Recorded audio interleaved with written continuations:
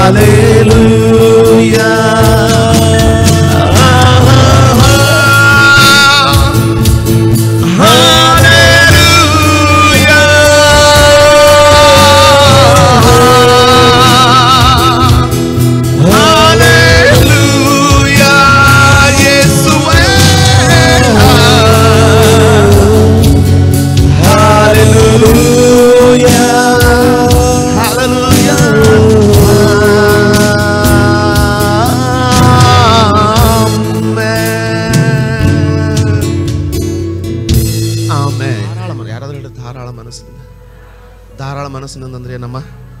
ಧಾರಾಳ ಮನಸ್ಸಿನಿಂದಂದ್ರೆ ಏನಪ್ಪ? ಯಾರಾದ್ರೂ 1 ರೂಪಾಯಿ ಕೇಳಿದ್ರೆ 10 ರೂಪಾಯಿ ಕೊಡೋದು, ಅದು ಧಾರಾಳ ಮನಸ್ಸಲ್ಲ,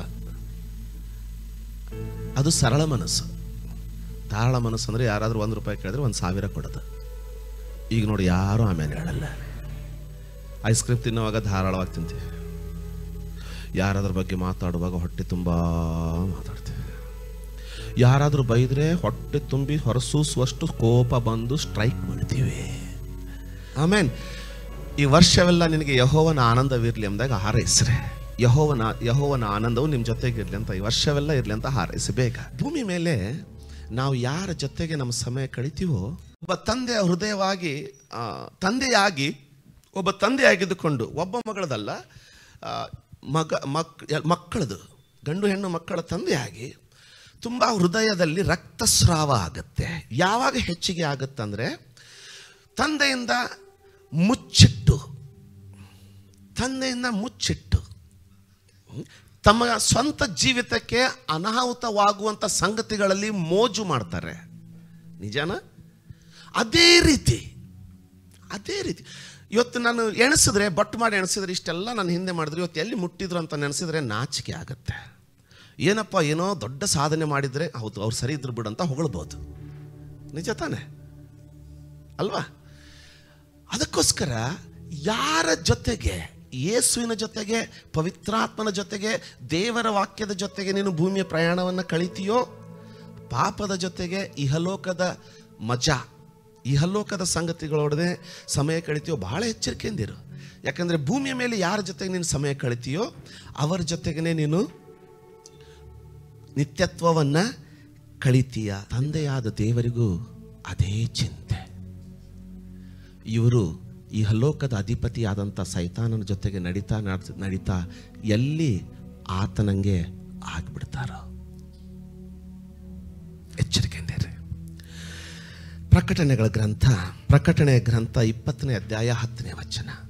ಪ್ರಕಟಣೆಯ ಗ್ರಂಥ 20ನೇ ಅಧ್ಯಾಯ 10ನೇ ವಚನ. ಇದಲ್ಲದೆ ಕೇಳಿ, ಇದಲ್ಲದೆ ಅವರನ್ನು ಮರಳುಗೊಳಿಸಿದ, ಯಾರನ್ನ ಮರಳುಗೊಳಿಸಿದ? ಭೂಮಿಯಲ್ಲಿದ್ದಂಥ ಜನರನ್ನ. ಸೈತಾನನ್ನು ಮರಳುಗೊಳಿಸ್ತಾ ಇದ್ದಾನೆ. ಕೇಳ್ತಾ ಇದ್ದೀರಾ? ನನ್ನನ್ನು ನೋಡಿ. ಇದೇನು ನೀವೇನಿದು ಎಲ್ಲ ದುಡ್ಡು ಬೇಡ ಅಂತ ಹೇಳ್ತಾ ಇಲ್ಲ. ನಾನು ಈ ಜೀವನದಲ್ಲಿ 3 ಸಂಗತಿಗಳಿಗೆ ಕೊನೆ ಕಾಣಲಿಲ್ಲ. ಒಂದು, ನೀರು ಎಷ್ಟು ಕುಡಿದ್ರೂ ಮತ್ತು ಸಾಕಾಗಲ್ಲ, ಜೀವನ ಪರ್ಯಂತ ಬೇಕೇ ಬೇಕು. 2, ಊಟ. 1 ತಿಂಗಳಿಂದ ಊಟ ಬಿಟ್ಟವ್ರು ಯಾರಾದರೂ ಇದ್ದೀರಾ? 3ನೇದು ದುಡ್ಡು, ಎಷ್ಟಾದರೂ ಸಾಲಲ್ಲ, ಬೇಕೇ ಬೇಕು. ಮರಳು, ಯಾರಾದರೂ ಹೇಳ್ರಿ ಮರಳುಗೊಳಿಸೋದು. ಮರಳುಗೊಳಿಸೋದಂದ್ರೆ ಏನು ಗೊತ್ತಾ? ಮುಂದೆ ನಿಮ್ಮಂಗೆ ಭಾಳ ಚೆನ್ನಾಗಿ ಮಾತಾಡೋದು, ಅದ್ರ ಒಳಗಡೆ ನಿಮ್ಮನ್ನು ನಾಶಕ್ಕೆ ಒಯ್ಯೋದು. ಇದು ಭಾಳ ನೋವು ತರುವಂಥ ಸಂಗತಿ ಅಲ್ವಾ? ಅವರನ್ನ ಅಂದರೆ ಲೋಕದ ಜನರನ್ನ ಕೇಳಿ ಏನು ಹೇಳ್ತದೆ? ಮರಳುಗೊಳಿಸಿದ. ಇದೆಲ್ಲ ಭ್ರಮೆ. ಕೇಳ್ತಾ ಇದ್ದೀರಾ? ಯಾರಿಗಾದ್ರೂ ಆಶೀರ್ವಾದ ಆಗ್ತಾ ಇದ್ದೀರಾ? ಒಂದ್ಸಾರಿ ಆಮೇಲೆ ನಮ್ದಾಗ ಹೇಳ್ತಾರೆ. ಮಕ್ಕಳ ಮೋಹ. ಅಷ್ಟೇ, ಮಕ್ಕಳನ್ನು ಪ್ರೀತಿಸಬಾರ್ದು. ಹೌದು, ಶಿಕ್ಷೆ ಇಲ್ಲದ ಮೋಹ. ಯಾವ ತಂದೆ ತಾಯಿಗಳು ಮಕ್ಕಳಿಗೆ ಶಿಕ್ಷೆ ಇಲ್ಲದೆ ಬೆಳೆಸ್ತಾ ಇದ್ದೀರೋ ನಿಮ್ಮ ಮರಣವನ್ನ ಬೆಳೆಸ್ತಾ ಇದ್ದೀರಾ. ನಿಮ್ಮ ಮರಣವನ್ನ ಮಾತ್ರ ಬೆಳೆಸ್ತಾ ಇಲ್ಲ, ನಿಮ್ಮ ಮಕ್ಕಳನ್ನ ನರಕಕ್ಕೆ ಬೆಳೆಸ್ತಾ ಇದ್ದೀರಾ. ಎಲ್ಲರೂ ಏನಂತಾರೆ? ಪಾಸ್ಟ್ಗೆ ತುಂಬಾ ಕೋಪ, ಡಾಡ ಬೈತಾರೆ. ಯಾಕೆ ಬೈತೀನಿ ಗೊತ್ತಾ? ಇಲ್ಲಿ ಒಳಗಡೆ ಸಂಕಟ ಆಗುತ್ತೆ, ನಾಶ ಆಗ್ತಾರಲ್ಲ, ತ್ರಾಸಾಗತ್ತೆ. ಏನಂತ ತ್ರಾಸಾಗತ್ತೆ? ಕಣ್ಣಾರೆ ನೋಡ್ತಾ ಇದ್ದೀವಲ್ಲ, ಇವ್ರು ಮರಳು ಆಗ್ತಾ ಇದ್ದಾರೆ. ಪ್ರೀತಿ ಮರಳು, ಮೋಹ ಮರಳು. ದುಡ್ಡು ಉಪಯೋಗಿಸಿ ಅದನ್ನು ದೇವರನ್ನಾಗಿಸ್ಕೊಳ್ಬೇಡಿ, ಅದು ಮೋಹ ಮರಳು. ಅದರ ಕೊನೆ ತೋರಿಸ್ತೀನಿ ನೋಡಿ, ಮೊದಲಿಂದ ಮತ್ತೊಮ್ಮೆ ಬೇಗ. ಇದಲ್ಲದೆ ಅವರನ್ನು ಮರಳುಗೊಳಿಸಿದ ಸೈತಾನನು. ಸಭೆಯಲ್ಲಿ ಸೈತಾನ ಹೆಸರು ಎತ್ಬೇಡ್ರಿ. ಒಂದು ವೇಳೆ ನೀನೇನಾದ್ರೂ ಕರ್ತ ನೋಡಿನೇ ನಡೆಯದೆ ಹೋದ್ರೆ ಅವನ ಜೊತೆಗೆ ಜೀವಿಸ್ಬೇಕಾಗತ್ತೆ. ಮುಂದೆ ಮರಳುಗೊಳಿಸಿದ ಸೈತಾನನು ಬೆಂಕಿ ಗಂಧಕಗಳಿರುವ ಕೆರೆಯಲ್ಲಿ ದೊಬ್ಬಲ್ಪಟ್ಟನು. ಕೆರೆ ಅಂದ್ರೆ ನರಕದಲ್ಲಿ ದೊಬ್ಬಲ್ಪಟ್ಟನು. ಅಲ್ಲಿ ಮೃಗವು ಸುಳ್ಳು ಪ್ರವಾದಿಯು ಕೂಡ ಇದ್ದಾರೆ. ಅವರು ಕೂಡ ಇದ್ದಾರೆ. ಯಾಕಿದ್ದಾರೆ? ಸೈತಾನನ ಜೊತೆಗೆ ಬಿಸ್ನೆಸ್ ಪಾರ್ಟ್ನರ್ ಆಗಿದ್ದಕ್ಕೆ. ಭೂಮಿ ಮೇಲೆ ಯಾರ ಜೊತೆಗೆ ಬಿಸ್ನೆಸ್ ಪಾರ್ಟ್ನರ್ ಆಗ್ಲಿಕ್ಕೆ ಹೋಗ್ತಾ ಇದ್ದೀಯಾ? ನಿಗಾ ವಹಿಸು. ಯಾಕೆಂದ್ರೆ ಈ ಬಾಂಡ್ ಏನಿದೆಯಲ್ಲ, ನೀ ಸೈ ಮಾಡೋ ಬಾಂಡ್ ನಿನ್ನನ್ನು ನಿತ್ಯತ್ವಕ್ಕೆ ಹಿಂಬಾಲಿಸ್ತದೆ. ನಿಮಗೆ ನರಕದ ಬಗ್ಗೆ ಇನ್ನೂ ನಂಬಿಕೆ ಇಲ್ಲ ಅಂದ್ರೆ ಒಂದು ಸುಮ್ಮನೆ ಪಾಕೆಟಲ್ಲಿರುವಂಥ ಒಂದು ಪಿನ್ ತಗೊಂಡು ಚುಚ್ಕೊಂಡು ನೋಡಿ. ನೋವಾದರೆ ನೆನಪಿಟ್ಕೊಳ್ಳಿ, ಇದು ಬರೀ ನರಕದ ಒಂದು ಇಂಟ್ರೊಡಕ್ಷನ್. ಇದು ಇಂಟ್ರೊಡಕ್ಷನ್ನೇ ಇಷ್ಟು ನೋವು ಅಂದರೆ ನಿಜವಾದದ್ದು ಎಷ್ಟಿರಬಾರ್ದು. Wash your lifes. ನಿಮಗೆ ಮಷ್ಕಿರೆ ಆಗುತ್ತೆ. ನನಗೆ ಅವರನ್ನು ನೋಡಿದ್ರೆ ನನಗೆ ಮಷ್ಕಿರೆ ಆಗುತ್ತೆ. ಎಂಥ ಮಂಗ್ಯ, ನಮ್ಮಂಥ ಶಾಣೆನೇ ಇಲ್ಲ ಅಂತ ನಡ್ಕೊಳ್ತಾರೆ. ಮುಟ್ಟೋದೆಲ್ಲಂತೆ ನರಕಕ್ಕೆ. ನನ್ನಂಗೆ ಒಬ್ಬ ಇದ್ದ, ಅವನ ಹೆಸರು ನೋಹ ಅಂತೆ. ಅವನು ಮಹಾಪ್ರಳಯ ಬರುವವರೆಗೂ ಹೇಳ್ತಾನೆ ಇದ್ದ ಅಂತೆ. ಅವರು ಹಿಂಗೆ ನಕ್ರಂತೆ, ಅವರು ಹಿಂಗೆ ಕೇಕೆ ಹಾಕಿದ್ರಂತೆ. ಮಳೆ ಬಂದು ಸಾಯ್ತಾ ಇರುವಾಗ ಬಂದು ಬಾಗಿಲು ಬಾರಿಸಿದ್ರಂತೆ. ಆದರೆ ದೇವರು ತಾನೇ ಆ ಬಾಗಿಲನ್ನು ಮುಚ್ಚಿಬಿಟ್ಟಿದ್ನಂತೆ. ಅಂದರೆ ನೋಹನನ್ನು ಕರುಣೆಯಿಂದ ತೆರಿಬಾರ್ದಂತ. ತಿಳಿತಾ? ನೋಹನನ್ನು ನಾವೇನ ದೇವ್ರು ಯಾಕೆ ಮುಚ್ಚಿದ್ನು ಗೊತ್ತಾ? ಯಾಕಂದ್ರೆ ನಾಳೆ ಅವ್ರು ಕೂಗೋದನ್ನು ನೋಡಿ ನೋಹನನ್ನು ಸಹ ಕರುಣೆಯಿಂದ ಬಾಗಿಲು ತೆಗಿಬಾರ್ದಂತ ಅವನು ಮುಚ್ಚಿಬಿಟ್ಟಿದ್ನಂತೆ. ಬೈಬಲ್ ಹೇಳ್ತದೆ, ದೇವರು ತೆರೆಯುವ ಬಾಗಿಲನ್ನು ಯಾರು ಮುಚ್ಚಲಾರರು, ದೇವರು ಮುಚ್ಚಿದ ಬಾಗಿಲನ್ನು ಯಾರೂ ತೆರೆಯಲಾರರು. ಆಗುತ್ತೇ ಇಲ್ಲ. ಇಲ್ಲಿ ಕೇಳ್ತೀವಿ, ಹೊರಗಡೆ ಹೋದ ನಂತರ ನಮ್ಮ ಬಾಲ ಮತ್ತೆ ಟ್ವಿಂಕ್ ಅಂತ ಕಾರ್ಟೂನ್ ಶೋ ಥರ ಹೊಳ್ಳಿ ನಿಂತ್ಕೊಂಡ್ಬಿಡ್ತದೆ. ಕೊನೆಗೆ ಆ ಬಾಲಕ್ಕೆ ಬೆಂಕಿ ಹತ್ತಾಗ ನೀನು ಎಷ್ಟು ಓಡಿದ್ರೂ ನರಕದಿಂದ ಹೊರಗೆ ಬರ್ಲಿಕ್ಕಾಗಲ್ಲ. ಎಚ್ಚರಿಕೆ ಆಗಿರು. ಪಾಸ್ಟರ್, ಮೊದಲನೇ ವಾರನೇ ಏನಿದು? ಮೊದಲನೇ ವಾರನೇ ಪರಲೋಕ. ಸುಮ್ಮನೆ ಸಮೃದ್ಧಿಯ ಹವಾ ಹಾಕಿ ನಿಮ್ಮನ್ನು ಎಬ್ಬಿಸಿ ದಶಮಾಂಶ ತಗೋದು ನಿಮಗೆ ಮೋಸ ಮಾಡಲಿಕ್ಕೆ ನನಗೆ ಮನಸ್ಸಿಲ್ಲ. 4 ಜನ ಪರಲೋಕಕ್ಕೆ ಬಂದರೂ ಚಿಂತೆ ಇಲ್ಲ, ಇದ್ದದ್ದನ್ನು ಹೇಳೋದು ಉತ್ತಮ. ಏನು ಕಳ್ಕೊಳ್ತೀವಿ ಹಬ್ಬ ಅಂದರೆ ಒಂದು 4 ಎನ್ವೆಲಪ್ ಕಳ್ಕೊಳ್ತೀವಿ. ಅದಕ್ಕೆ ಯಾರಿಗೆ ಬೇಕು? ಅಲ್ಲಿ ಸುಟ್ಕೊಳ್ಳೋಕ್ಕಿಂತ ಇವತ್ತು ಸುಟ್ಕೊಳ್ಳೋದು ಒಳ್ಳೆಯದು. ಯಾಕಂದರೆ ಇಲ್ಲಿ ಸುಟ್ಕೊಂಡ್ರೆ ಗುಣ ಆಗುತ್ತೆ, ಅಲ್ಲಿ ಸುಟ್ಕೊಳ್ಳಿಕ್ಕೆ ಪ್ರಾರಂಭ ಮಾಡಿದರೆ ಗುಣ ಅನ್ನೋದೇ ಇಲ್ಲ. ಮರಳುಗೊಳಿಸಿದ. ಮರಳಾಗಬೇಡ. ಹಿಂಗೆ ನನ್ನಂಗೆ ಯಾರ್ಲಂತ ಹಿಂಗೆ ಬಿದ್ದುಬಿಡ್ತೀವಿ. ನಮ್ಮ ಮೇಲೆ ನಾವೇ ಮರಳಾಗ್ತೀವಿ ರೀ. ನನ್ನನ್ನು ಮರಳಾಗ್ಲಿಕ್ಕೆ ಬಂದು ಸೈತಾನ ನಿನ್ನಂಗೆ ಯಾರು ಪ್ರೀತಿಸಿದ್ರೆ, ಹೋಗಲು ನನಗಿಂತ ಶ್ರೇಷ್ಠವಾದ ಬೋಧಕರು ಕರ್ನಾಟಕದಲ್ಲಿದ್ದಾರೆ, ಅವ್ರಿಗೆ ದೇವ್ರು 5,000 6,000 ಸಭಿಕರನ್ನು ಕೊಟ್ಟಿದ್ದಾನೆ, ನಾನು ಮರಳಾಗಲ್ಲ ಅಂತ ಹೇಳಿದೆ. ನಮ್ಮೇಲೆ ನಾವೇ ಮರಳಾಗ್ತೀವಿ. ಏನಾದರೂ ಸ್ವಲ್ಪ ಯಾರಾದರೂ ಹೊಗಳ್ಬಿಟ್ರೆ, ಸುದ್ದಿ ಹೇಳಿಬಿಟ್ರೆ ಮರಳಾಗ್ಬಿಡ್ತೀವಿ. ಈ ಲೋಕದಲ್ಲಿ ದೊಡ್ಡ ವೈರಿ ಅಂದರೆ ಮರಳಾಗೋದು, ನಂಬಿ ಬಿಡೋದು. ಇನ್ನು ಎಷ್ಟು ಜನರಿಗೆ ಆಶೀರ್ವಾದ ಆಗ್ತಾ ಇದೆ? ಆಮೇನ್. ಬೇಗ ಮುಗಿಸು. ಅವರು ಹಗಲಿರುಳು ಯುಗ ಯುಗಾಂತರಗಳಲ್ಲಿ. ಎಷ್ಟು ದಿನ? 1 ವಾರ ಅಲ್ಲ, 1 ತಿಂಗಳಲ್ಲ. ಅಯ್ಯ, ಆಸ್ಪತ್ರೆಯಲ್ಲಿ ಅಡ್ಮಿಟ್ ಆದರೆ ಇಲ್ಲಿ ಯಾವಾಗ ಡಿಸ್ಚಾರ್ಜ್ ಕೊಡ್ತೀರಿಪ್ಪ ಡಾಕ್ಟರ್ ಅಂತ ಡಾಕ್ಟರ್ ಜೀವ ತಿಂತೀರ, ನರಕ ಅನ್ನಿಸ್ತದೆ. ಅದೇ ಅಷ್ಟು ನಿನಗೆ ತ್ರಾಸ ಆಗಬೇಕಾಗಿದ್ರೆ ಈ ನರಕದಲ್ಲಿ 1 ವಾರ ಅಲ್ಲಂತಮ್ಮ, 1 ತಿಂಗಳಲ್ಲಂತ. ಏನಂತ? ಯುಗ ಯುಗಾಂತರಕ್ಕೆ ಸತತವಾಗಿ. ಕುಡಿಯೋ ಗಂಡನ ಹೆಂಡತಿ ಅಂತಿರ್ತಾಳೆ, ಈ ನರಕದಿಂದ ನನಗೆ ಯಾವಾಗ ಬಿಡುಗಡೆ ರೀ ಅಂತ ಅಲ್ವಾ? ಹೋಗ್ಲಿ, ಒಂದು 20, 30, 40 ವರ್ಷದ ನಂತರ ಅವಳಿಗೆ ಬಿಡುಗಡೆ ಯಾರು ಸಿಗ್ತದೆ? ಈ ನರಕದಿಂದ ಬಿಡುಗಡೆನೇ ಇಲ್ಲ ಅಂತೆ. ಯಾವುದು ಬೇಕು ನೀವು ಆರಿಸ್ಕೊಳ್ಬೇಕು. ವರ್ಷ ನಾನು ಬೋಧಿಸ್ಬೇಕಂತ ನಾನು ನಿಮಗೆ ಬೋಧಿಸಲ್ಲ. ಈ ಫೀಲ್ಡಿಗೆ ಬಂದುಬಿಟ್ಟಿದ್ದೀನಿ ಅಂತ ನಾನು ನಿಮ್ಗೆ ಪ್ರಚಾರ ಮಾಡಲ್ಲ. ನಾನು ದೇವರ ಹೃದಯನ ಕಂಡು ಕರಡು ಹಿಚ್ಚಿಗಿದವನಾಗಿ ಸತ್ಯವನ್ನು ನುಡಿತೀನಿ. ಕೇಳ್ತಾ ಇದ್ದೀರಾ? ಯುಗ ಯುಗ ಕಂಪ್ಲೀಟ್ ಮಾಡ್ರಿ. ಯುಗ ಯುಗಾಂತರಕ್ಕೂ ಯಾತನೆ ಪಡುತ್ತಿರುವರು. ಏನಂತೆ? ಏನಂತೆ? ಏನಂತೆ? ಏನಂತೆ? ಏನಂತೆ? ಕೊನೆ ಇಲ್ಲದಂತ ಯುಗ ಯುಗಾಂತರಕ್ಕೂ ಯಾತನೆ ಅಂತೆ. ದಯವಿಟ್ಟು ಅದರಿಂದ ನಾವು ಹೊರಗೆ ಬರೋಣ. ಆಮೇನ್. ಒಂದು ವೇಳೆ ನೀನು ಭೂಮಿಯನ್ನು ಯೇಸುವಿನ ಜೊತೆಗೆ ನಿನ್ನ ಪ್ರಯಾಣವನ್ನು ಕಳೆಯೋದಾಗಿದ್ದರೆ ನಿತ್ಯತ್ವವನ್ನು ಸಹ ಕರ್ತನೊಂದಿಗೆ ಕಳಿತೀಯ. ಆಮೇನ್. ಆಶೀರ್ವಾದ ಆಗೋದು ಆದವರು ಒಂದ್ಸಾರಿ ಆಮೇನ್ ಅಂತ ಹೇಳ್ತೀರಾ? ಆಮೇನ್. ನಂಬರ್ 2, 2ನೇದಾಗಿ ವಿಮೋಚನ ಕಾಂಡ 12ನೇ ಅಧ್ಯಾಯ ಮೊದಲಿನ 2 ವಚನಗಳು. ವಿಮೋಚನ ಕಾಂಡ 12ನೇ ಅಧ್ಯಾಯ ಮೊದಲಿನ 2 ವಚನಗಳು.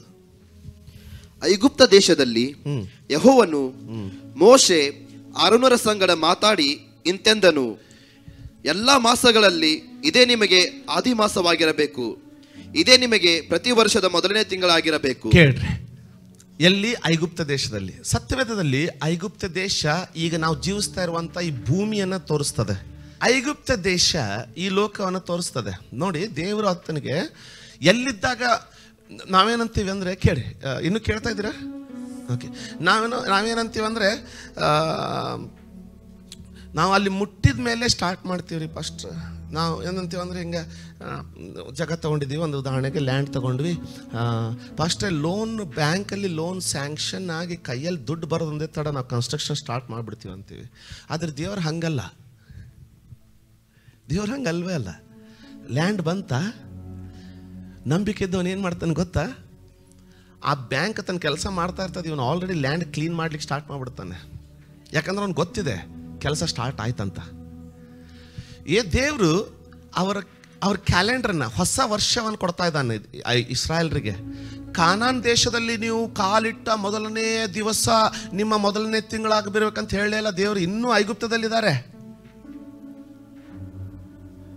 ಇನ್ನೂ ಐಗುಪ್ತದಲ್ಲಿದ್ದಾಗಲೇ ದೇವರು ಹೇಳ್ತಾ ಇದ್ದಾನೆ, ಈ ತಿಂಗಳು ನಿಮಗೆ ಮೊದಲನೇ ತಿಂಗಳು. ಯಾಕೆ? ನಿನಗೆ ಗ್ಯಾರಂಟಿ ಇದೆಯಲ್ಲೋ ಗೊತ್ತಿಲ್ಲ. ಇವತ್ತಿಗೆ 14 ದಿವಸ, ಅಂದರೆ ನಾನು ಅದನ್ನೆಲ್ಲ ವರ್ಣಿಸ್ಲಿಕ್ಕೆ ಸಮಯ ಇಲ್ಲ. ಇವತ್ತಿಗೆ 14 ದಿವಸ ಎಕ್ಸಾಕ್ಟ್ಲಿ ನಿನ್ನನ್ನು ನಾನು ಈ ದೇಶದಿಂದ ಹೊರಗೆ ತರ್ತೀನಿ. ನೀನು ನಂಬ್ತೀಯೋ ಬಿಡ್ತೀಯೋ ನಿನ್ನ ತೊಂದರೆ ಅದು. ನಾನು ಮಾತ್ರ ನಿನ್ನನ್ನು ಇಲ್ಲಿಂದ ಎತ್ತಾ ಇದ್ದೀನಿ. ಯಾವ ದಿನ ನಿನ್ನನ್ನು ಎತ್ತಾ ಇದ್ದೀನೋ, ಯಾವ ತಿಂಗಳು ನಿನ್ನನ್ನು ಎತ್ತಾ ಇದ್ದೇನೋ ಅದೇ ನಿನಗೆ ಮೊದಲನೇ ತಿಂಗಳು. ಐಗುಪ್ತರ ತಿಂಗಳು ಅಕ್ಟೋಬರ್ ತೋರಿಸ್ತಾ ಇದ್ರೆ ದೇವರು ಇವ್ರಿಗೆ ಹೇಳ್ತಾ ಇದ್ದೀನಿ, ಇವತ್ತು ನಿನ್ನ ಜನವರಿ ಸ್ಟಾರ್ಟ್ ಅಂತ. ಅರ್ಥ ಆಯ್ತಾ ಇಲ್ಲ? ಈ ವರ್ಷ ದೇವರ ಆತ್ಮನ ಹೇಳದಂದ್ರೆ ಕ್ಯಾಲೆಂಡರ್ ಬದಲಾಗಿದೆ ಎಂಬುದಾಗಿ ನಿನ್ನ ಜೀವಿತದಲ್ಲಿ ಮಹತ್ಕಾರ್ಯ ಆಗ್ಲಿಕ್ಕೆ ಹೋಗ್ತಾ ಇಲ್ಲ.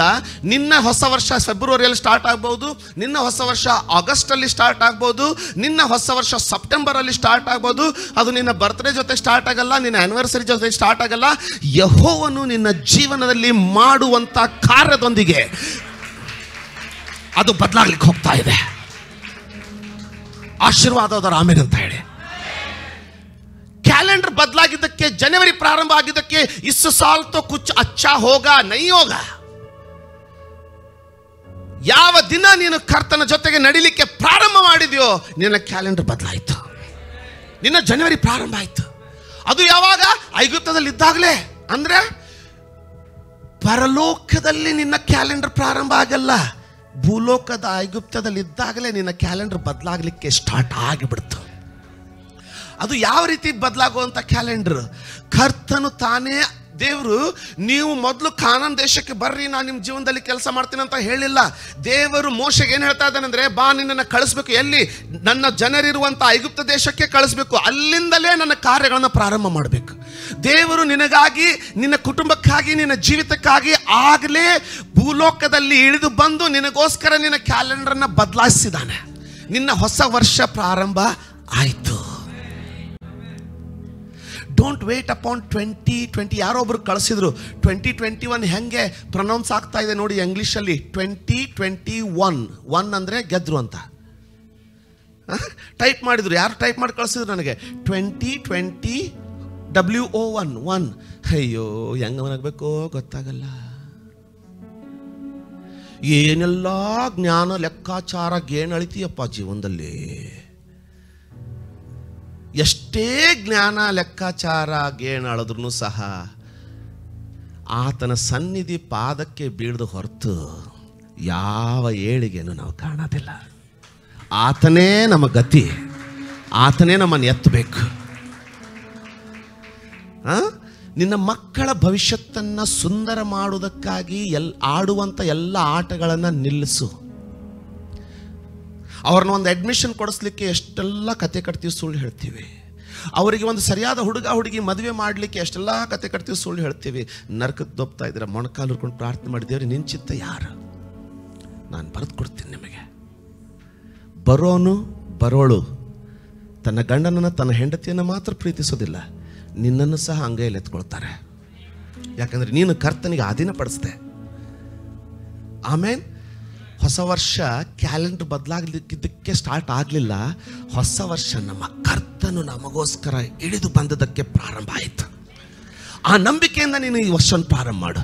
ಮೊದಲನೇ ರವಿವಾರ ನಿನ್ನ ಹೃದಯದಲ್ಲಿ, ನಿನ್ನ ಕಿವಿಗಳಿಗೆ ದೇವರ ಹೃದಯದಿಂದ ನಾನು ಹಾಕ್ತಾ ಇದ್ದೀನಿ.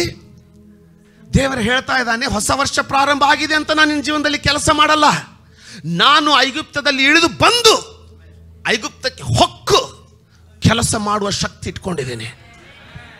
ಈ ವಾಕ್ಯ ನಿನಗೆ ಅರ್ಥ ಆಗಿದ್ರೆ ನಿನ್ನ ಕ್ಯಾಲೆಂಡರ್ ಇವತ್ತು ತಿರುಗ್ತು, ಪ್ರಾರಂಭ ಆಯಿತು. ಆಮೇನ್, ಆಮೇನ್. ನಂಬರ್ 3, ಮೂರನೇದು ಮತ್ತು ಕೊನೆಯದು, ಎಲ್ಲರಿಗೂ ಸಂತೋಷ. ಆಮೇನ್. ಸ್ವಲ್ಪ ಗಟ್ಟಿಯಾಗಿ ಹೇಳ್ತೀರಾ? ನಂಬರ್ 1, ಯಾರ ಜೊತೆಗೆ ಭೂಮಿ ಮೇಲೆ ನಡೀತೀವೋ ಎಚ್ಚರಿಕೆಯಿಂದಿರು. ತಂಬಾಕಿನ ಜೊತೆಗೆ ನಡೆದ್ರೆ ಇಲ್ಲಿ ತಿಂತೀಯಾ, ಅಲ್ಲಿ ಬೆಂಕಿ ಹತ್ತೆ. ಆಮೇನ್. ಒಂದು ಕಡೆ ನರಕ ಅಂತ ಬೋರ್ಡ್ ಇತ್ತಂತೆ, ಅಲ್ಲಿ ಎಲ್ಲರೂ ಡ್ಯಾನ್ಸ್ ಮಾಡ್ತಾ ಇದ್ರಂತೆ, ಫಿಲ್ಮ್ ಆ್ಯಕ್ಟರ್ಸ್ಗಳು. ಏನು ಮ್ಯೂಸಿಕ್, ಏನು ಡ್ಯಾನ್ಸ್, ಏನೋ ಮಸ್ತ್ ಗ್ಲಾಸ್, ರೆಡ್ ಗ್ಲಾಸ್, ವೈಟ್ ಗ್ಲಾಸಲ್ಲಿ ರೆಡ್, ಏನೋ ಎವ್ರಿಥಿಂಗ್ ಡ್ಯಾನ್ಸಿಂಗ್. ಇನ್ನೊಂದು ಕಡೆ ಪರಲೋಕ ಅಂತ ಬರ್ದಿತ್ತಂತೆ, ಎಕ್ದಮ್ ಶಾಂತ್. ಒಳಗಡೆಯಿಂದ ಒಂದು ಆರ್ಗನ್ಸ್ ಈ ಥರ ಸೌಂಡ್ ಬರ್ತಾ ಇತ್ತಂತೆ, ಬರ್ಸಪ್ಪ, ಈ ಥರ ಸೌಂಡ್ ಬರ್ತಾ ಇತ್ತಂತೆ. ಹಾಲೆಲೂಯಾ. ಇವ್ರು ಹೋದ್ರಂತೆ, ಅಲ್ಲಿ ದೇವದೂತ ಈ ಕಡೆ ಹೋಗ್ತೀಯಾ ಅಂತ ಕೇಳಿದ್ನಂತೆ. ಇವನು ಹೇಳಿದ್ನಂತೆ, ಇಲ್ಲೇನು ಮ್ಯೂಸಿಕ್ ಎಲ್ಲ ಚೆನ್ನಾಗಿ ಬರ್ತೈತೆ, ಇಲ್ಲೇ ಶಾಂತ ಐತೆ, ಈ ಕಡೆನೇ ಹೋಗ್ತೀನಿ ಅಂದಂತೆ. ಹೋಗಿ ಕುಣಿಲಿಕ್ಕೆ ಸ್ಟಾರ್ಟ್ ಮಾಡಿದಂತೆ. ಕುಣಿತಾ ಸ್ವಲ್ಪ ಹೊತ್ತು ಕುಣಿಯೋದ್ರೊಳಗಡೆ ಕೆಳಗಡೆ ನೆಲ ಏನೋ ಪೊಳ್ಳಾದಂಗೆ ಅನಿಸ್ತಂತೆ. ನೋಡ್ತಾ ನೆಲ ಎಲ್ಲ ಕುಸಿಲಿಕ್ಕೆ ಸ್ಟಾರ್ಟ್ ಆಗ್ತದೆ. ನೋಡ್ತಾ ನೆಲ ಕುಸಿದಿದ್ದು ಸೀದಾ ನರಕಕ್ಕೆ ಕೆಳಗಡೆ ಬೆಂಕಿ ಹತ್ಕೊಂತಂತೆ, ಉರಿಲಿಕ್ಕೆ ಸ್ಟಾರ್ಟ್ ಅಂತ ಎಲ್ಲ ಬೆಂಕಿ ಹತ್ಕೊಂಡು ಚೀರಾಡ್ಲಿಕ್ಕೆ ಸ್ಟಾರ್ಟ್ ಮಾಡಿದೆ. ಮೋಸ. ಪಕ್ಕದಲ್ಲಿ ಒಂದು ದೆವ್ವ ಬಂತಂತೆ, ಏನು ಮೋಸ ಅಂತೀಯ ಅಂತ ಕೇಳ್ತಂತೆ. ಮತ್ತೇನು ಎಲ್ಲರೂ ಕುಣಿತಾ ಇದ್ರಿ, ಎಷ್ಟು ಸುಖ ಕಾಣಿಸ್ತು, ಅದಕ್ಕೆ ನಾನು ಬಂದರೆ ಬೆಂಕಿ ಅಂತ ಹೇಳಿದ್ರೆ, ಅದು ನಮ್ಮದು ಪಬ್ಲಿಸಿಟಿ ಸ್ಟಂಟ್ ಡಿಪಾರ್ಟ್ಮೆಂಟ್. ಅದು ನೀವು ಜೀವಿಸ್ತಾ ಇರೋದು ಪಬ್ಲಿಸಿಟಿ ಸ್ಟಂಟ್ ಡಿಪಾರ್ಟ್ಮೆಂಟಲ್ಲಿ ಜೀವಿಸ್ತಾ ಇದ್ದೀರಾ. ಅದು ಹಿಂಗೆ ಮಾಡಿ ಒಂದ್ಸರಿ ಜಾಕೆಟ್ ಹಿಂಗೆ ಫೋಟೋದಲ್ಲಿ ಮಾಡ್ತಿರಲ್ಲ ಹಂಗೆ. ಇದು ಜಾಕೆಟ್, ಇದು ಶೂಸು,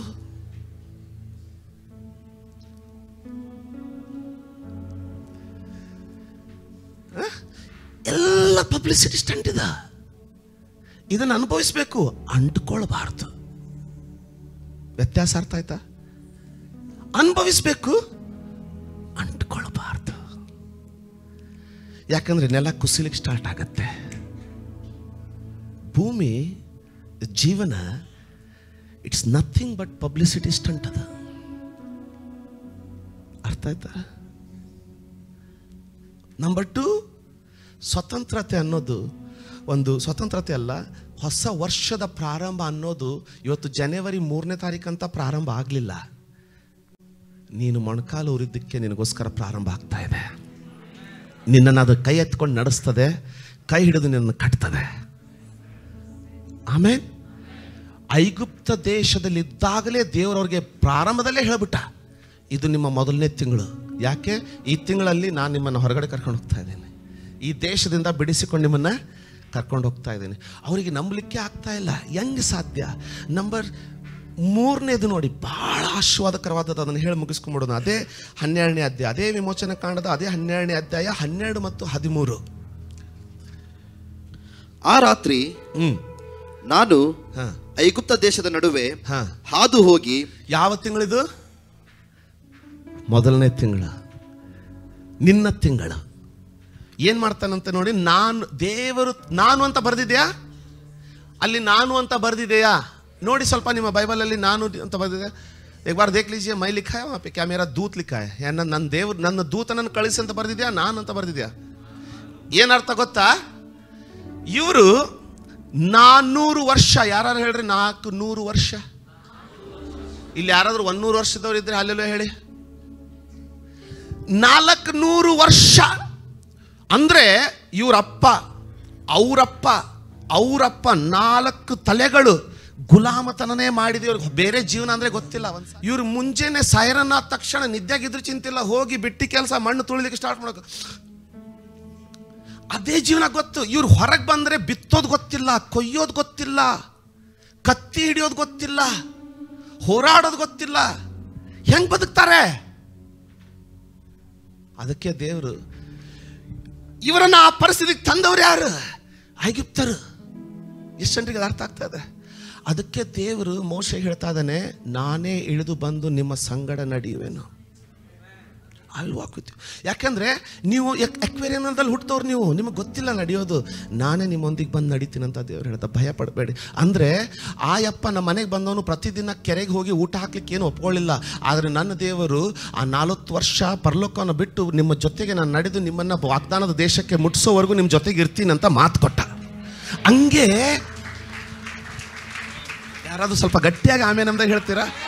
ಹಂಗೆ ಹೊಸ ವರ್ಷದಲ್ಲಿ ದೇವರು ನೇಮ ಮಾಡಿದಂಥ ಹೊಸ ವರ್ಷದಲ್ಲಿ ದೇವರು ನಿಮ್ಮನ್ನು ಬಿಡಿಸಿ ಮತ್ತೆ ಮನೆಗೆ ಹೋಗ್ಬಿಡೋನಲ್ಲ, ಆದರೆ ನಿಮ್ಮ ಜೊತೆಯಾಗಿ ನಾನೇ ಇಳಿದು ಬಂದು ನಿಮ್ಮ ಕೈ ಹಿಡಿದು. ಯಾಕಂದರೆ ನಿಮಗೆ ಬಿತ್ತೋದು ಗೊತ್ತಿಲ್ಲ, ನಿಮಗೆ ಕೊಯ್ಯೋದು ಗೊತ್ತಿಲ್ಲ, ನಿಮಗೆ ಉಣ್ಣೋದು ಗೊತ್ತಿಲ್ಲ, ನಿಮ್ಗೆ ಬರೀ ಒಂದು ಮಣ್ಣನ್ನು ತುಳಿಯೋದು ಗೊತ್ತು, ಬಿಟ್ಟಿ ಕೆಲಸ ಮಾಡೋದು ಗೊತ್ತು, ಆದರೆ ಸ್ವತಂತ್ರ ಜೀವಿತ ಗೊತ್ತಿಲ್ಲ. ಅದನ್ನು ನಾನೀಗ ನಿಮ್ಗೆ ತೋರಿಸ್ಕೊಡ್ತೇನೆ. ಯಾಕಂದ್ರೆ ಇಲ್ಲಿವರೆಗೆ ಫರೋಹನು ನಿಮ್ಮ ಅರಸನಾಗಿದ್ದ, ಈಗ ನಾನೇ ನಿಮ್ಮ ಅರಸ. ದೇವರು ತಾನೇ ನಿನ್ನ ಅರಸನಾಗಿದ್ರೆ ಮುಟ್ಟೋರು ಯಾರು ಇರ್ತಾರೆ? ಯಾರೋ ಸ್ವಲ್ಪ ಗಟ್ಟಿಯಾಗಿ ಆಮೇಲೆ ಅಷ್ಟು ಮಾತ್ರ ಅಲ್ಲ, ಮುಂದೇನು ಹೇಳ್ತಾ ಇದ್ದ ನೋಡಿ ಬೇಗ. ನಾನು ಐಗುಪ್ತ ದೇಶದ ನಡುವೆ ಹಾದು ಹೋಗಿ. ನಾನು ದೇವದೂತನ ಇಲ್ಲ, ನಾನೇ ಐಗುಪ್ತ ದೇಶದಲ್ಲಿ ನಡುವೆ ಹಾದು ಹೋಗಿ. ಮನುಷ್ಯರಲ್ಲಾಗಲಿ ಪಶುಗಳಲ್ಲಾಗಲಿ ಚೊಚ್ಚಲಾಗಿರುವುದನ್ನೆಲ್ಲ ಸಂಹರಿಸುವೆನು. ಅಂದ್ರೆ ದೇವ್ರು ಏನ್ ಹೇಳ್ತಾ ಇದ್ದಾನಂದ್ರೆ, ನಿನ್ನ ಮೇಲೆ ಆದಂತ 400 ವರ್ಷಗಳ ಆಪರೇಷನ್ ಅಂದ್ರೆ ದೀರ್ಘವಾದಂತ ನಿನ್ನ ಕಿರುಕುಳ, 400 ವರ್ಷ ನಿನ್ನ ಮೇಲೆ ಆದಂತ ಕಿರುಕುಳ ಕೊಟ್ಟವರನ್ನ ನಾನು ನ್ಯಾಯ ತೀರಿಸ್ತೇನೆ. ಸ್ವತಂತ್ರತೆ ವರ್ಷದಲ್ಲಿ ಏನಾಗುತ್ತಂದ್ರೆ, ನಿನ್ನ ನ್ಯಾಯ ನೀನು ಸತ್ತ ನಂತರ ತೀರಿಸಲ್ಪಡಲ್ಲ, ಐಗುಪ್ತದಲ್ಲಿಯೇ.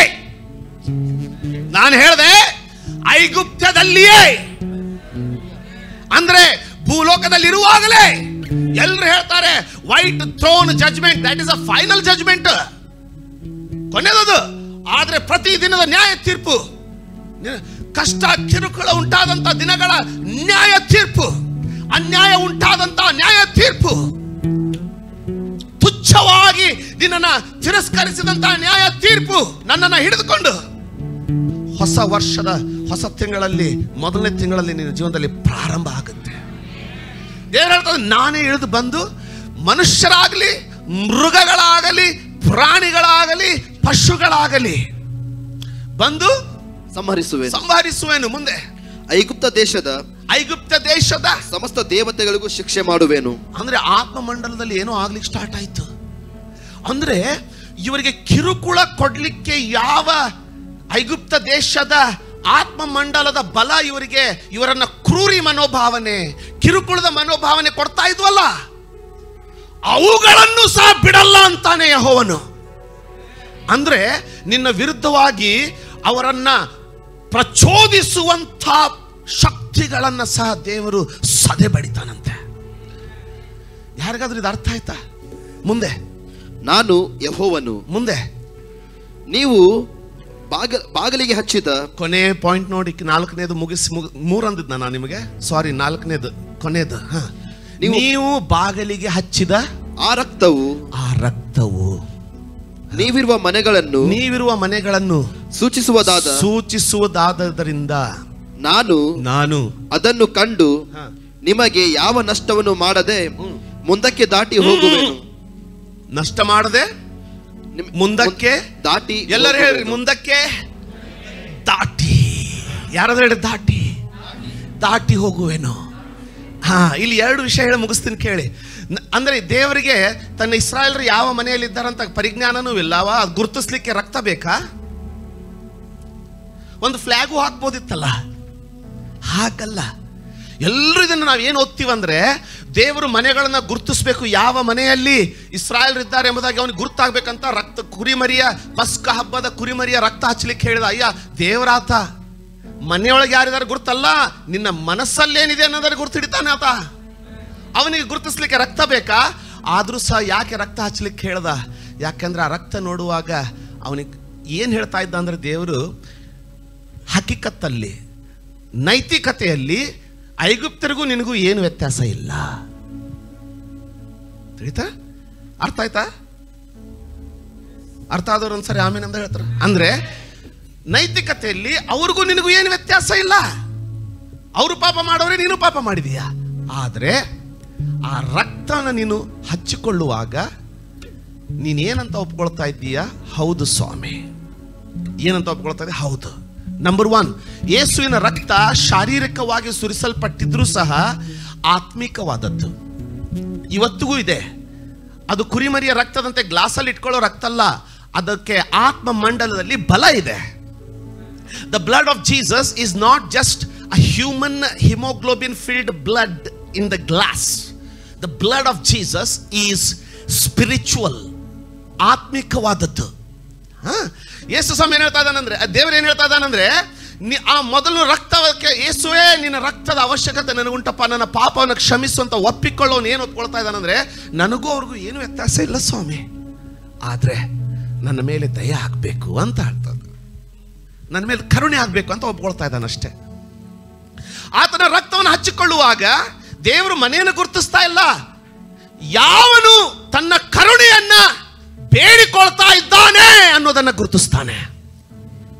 ಆ ಮನೆಯನ್ನು ನೋಡುವಾಗ ಹೌದು ಇವರಿಗೆ ನನ್ನ ದಯೆ ಬೇಕು, ಅದಕ್ಕೇನೆ ಇವರು ನನ್ನ ಸ್ವಂತ ಮಗನಾದಂಥ ಯೇಸು ಸ್ವಾಮಿನ ತಮ್ಮ ಮನೆಯ ಚೌಕಟ್ಟಿಗೆ ಇಟ್ಕೊಂಡವ್ರೆ, ಅಂದ್ರೆ ಪ್ರಾರಂಭದಲ್ಲಿ ಇಟ್ಕೊಂಡವ್ರೆ ಅಂತ. ಆಮೇನ್. ಚೌಕಟ್ಟಿ ಏನು ತೋರಿಸ್ತದೆ? ಮನೆಯ ಪ್ರಾರಂಭ ತಾನೆ. ನಿನ್ನ ಜೀವನದ ಪ್ರಾರಂಭ ಯೇಸುವಿನ ರಕ್ತವಾಗಿರಲಿ, ನಿನ್ನ ಜೀವನದ ಪ್ರಾರಂಭ ಕ್ರಿಸ್ತನೇ ಆಗಿರಲಿ. ಎಲ್ಲಾ ಪ್ರಯತ್ನ ಮಾಡಿದ್ಮೇಲೆ ಆಗಲಿಲ್ಲ ಅಂತ ಯೇಸು ಸ್ವಾಮಿ ಬೇಡ. ನಾನು ಏನು ಪ್ರಯತ್ನ ಮಾಡಿದ್ರು ಅದು ಆಗೋದಿಲ್ಲ, ಶತಮೂರ್ಖನೇ ನಾನು, ಮೊದಲನೇ ನೀನು ಬೇಕಪ್ಪ, ನೀನಿದ್ರೆ ಎಲ್ಲ ಸಾಧ್ಯ ಅಂತ ಮೊದಲೇ ಹೋಗ್ಬಿಡೋದು. ಯುದ್ಧದಲ್ಲಿ ಸೋತು ನಾಚಿಕೆ ಪಟ್ಟು ನಂತರ ಒಪ್ಪಂದ ಮಾಡಿಕೊಳ್ಳೋದಲ್ಲ. ಯುದ್ಧಕ್ಕೆ ಹೋಗೋದಕ್ಕಿಂತ ಮುಂಚೆನೆ ಅಯ್ಯ ನಿನ್ನ ಜೊತೆಗೆ ಯುದ್ಧ ಮಾಡಲಿಕ್ಕೆ ನಾನು ಎಷ್ಟರವನಂತ ಮೊದಲೇ ಒಪ್ಪಂದ ಮಾಡ್ಕೊಂಡ್ಬಿಡೋದು. ಅದೇ ಆ ರಕ್ತ. ಎಷ್ಟು ಜನರಿಗೆ ಇದು ಆಶೀರ್ವಾದ ಇದೆ? ಎಷ್ಟು ಜನರಿಗೆ ಇದನ್ನು ಒಪ್ಕೊಳ್ತೀರಾ? ಎಷ್ಟು ಜನ ಅದನ್ನು ಸ್ವೀಕರಿಸ್ಕೊಳ್ತೀರಾ? ಆ ರಕ್ತ ಅವನು ಮನೆ ಗುರುತಿಸೋದಕ್ಕಾಗಿ ಅಲ್ಲ, ಯಾರಿಗೆ ಕರುಣೆ ಯೋಗ್ಯತೆ ಇದೆ ಅಂತ. ಅಂದರೆ ಎರಡನೇದಾಗಿ ಏನಪ್ಪ ಅಂದರೆ, ಅವರಿಗೆ ಆ ಕರುಣೆ ಯೋಗ್ಯತೆ ಇಲ್ಲದೆ ಹೋಗಿದ್ರು ಸಹ ಆ ರಕ್ತ ಅವರಿಗೆ ಆ ಯೋಗ್ಯತೆಯನ್ನು ತಂದು ಕೊಡ್ತು. ಅಂದರೆ ಆ ದಿನ ಯೇಸು, ಇದೊಂದು ಪ್ರಶ್ನೆ ಉತ್ತರ ಕೊಟ್ಬಿಡಿ, ಆರಾಧನೆ ಮಾಡಿ ಮುಗಿಸ್ಕೊಂಡ್ಬಿಡೋಣ. ಆ ದಿನ ರಾತ್ರಿ ಇಸ್ರಾಯೇಲರನ್ನ ನೋಡಿ ದೇವರು ಕರುಣೆ ತೋರಿಸಿದ್ನ, ಆ ರಕ್ತವನ್ನ ನೋಡಿ ಕರುಣೆ ತೋರಿಸಿದ್ನ?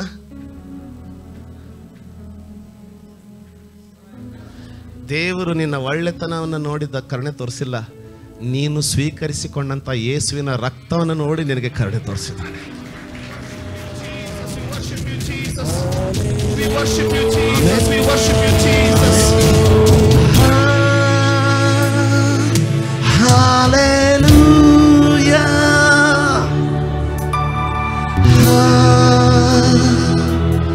Hallelujah.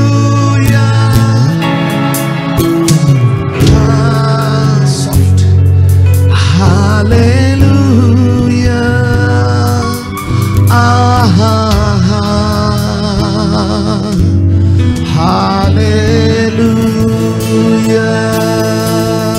ಆತನ ಬೆಂಕಿ ಸದಾಕಾಲ ನಿಮ್ಮನ್ನು, ನಿಮ್ಮ ಮನೆಯನ್ನು ಆವರಿಸಿಕೊಂಡಿರಲಿ.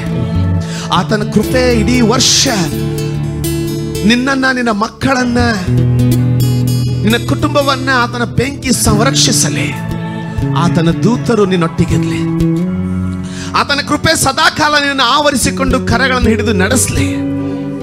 ಆತನ ಶಕ್ತಿಯು ನಿನ್ನ ಕುಟುಂಬದಲ್ಲಿ ಪ್ರಚುರಗೊಳ್ಳಲಿ. ಆತನ ನಾಮವು ನಿನ್ನ ಜೀವಿತದಲ್ಲಿ ಪ್ರಖ್ಯಾತಿಗೊಳ್ಳಲಿ. ಸೊಲೊಮೋನನಲ್ಲಿ ಆತನ ನಾಮವು ಪ್ರಖ್ಯಾತಿಗೊಂಡಂತೆ, ಎಲಿಯನಲ್ಲಿ ಆತನ ನಾಮವು ಪ್ರಖ್ಯಾತಿಗೊಂಡಂತೆ, ನಿನ್ನಲ್ಲಿಯೂ ನಿನ್ನ ಮಕ್ಕಳಲ್ಲಿಯೂ ನಿನ್ನ ಸೇವೆಯಲ್ಲಿಯೂ ಆತನ ನಾಮವು ಪ್ರಖ್ಯಾತಿಗೊಳ್ಳಲಿ. ಆತನಿಗಾಗಿ ಜೀವಿಸು. ಆತನೊಬ್ಬನನ್ನೇ ಅಂಟಿಕೋ.